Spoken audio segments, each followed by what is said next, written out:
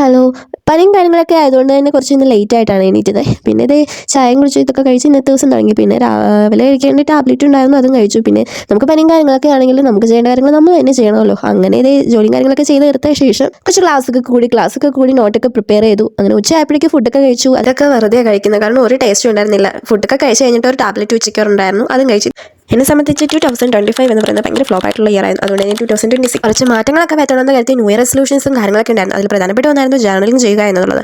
എൻ്റെ health issues കൊണ്ട് തന്നെ എനിക്കതൊന്നും ചെയ്ത് തീർക്കാൻ പറ്റിയിട്ടുണ്ടായിരുന്നില്ല. അതുപോലെ തന്നെ നമുക്കൊരു പെട്ടെന്നൊരു സുപ്രഭാതത്തിൽ ഇത്രയും കാലം നമ്മൾ ചെയ്തു വന്നിരുന്ന കാര്യങ്ങൾ അല്ലെങ്കിൽ ശീലിച്ചു വന്നിരുന്ന കാര്യങ്ങൾ പെട്ടെന്നൊന്നും നമുക്ക് ചേഞ്ച് ചെയ്യാൻ സാധിക്കില്ല.